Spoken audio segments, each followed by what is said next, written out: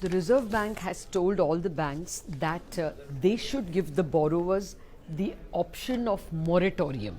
Now, first of all, you must understand what is moratorium. Moratorium means you don't have to pay EMIs for 3 months. That will have to be paid later. It doesn't mean a waiver. Now, what I want to tell you today is that this is not even just a delay in the sense that, say, you have 5 more years of EMIs to pay.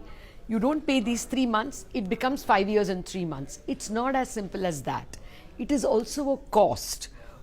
All the bankers we spoke to have advised the salaried class that if you have a salary and it is continuing during these 3 months, you please pay up, because not paying comes at a cost.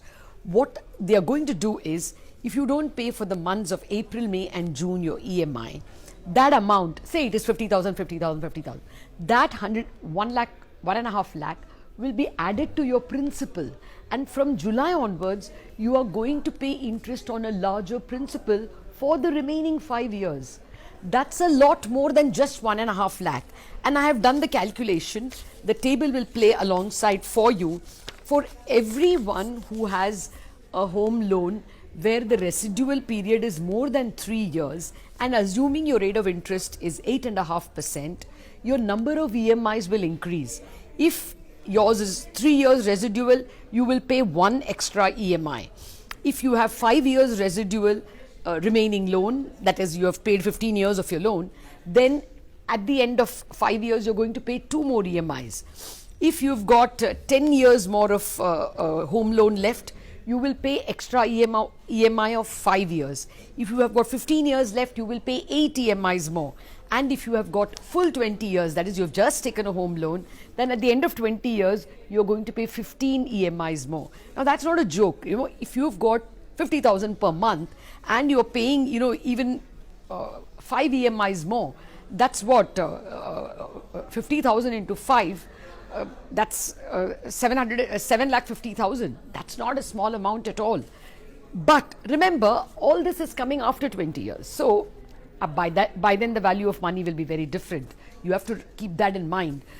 All I want all of us to understand is that this is not just a question of 3 months EMI and 1.5 lakh more.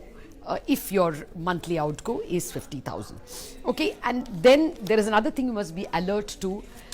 Some banks are taking a default option that you will take the moratorium. That opt-out is something that you have to tell them. They are assuming that everybody will opt for the moratorium. So if you don't want to pay that extra money, you have to phone your relationship manager or go to the website and click and say, I don't want the moratorium. There are others who believe that the default option is that you don't want the moratorium, that you will continue to pay, because all of us ask for a ECS deduction. So they're going to assume by default that you don't want the moratorium.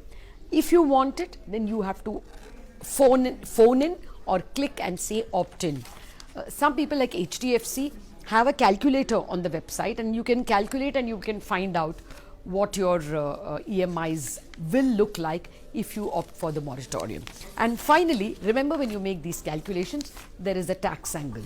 So if you don't pay the interest for April, May and June, then next year when you're calculating your tax, that much of interest cannot be availed of when you are paying your tax. That angle also has to be remembered.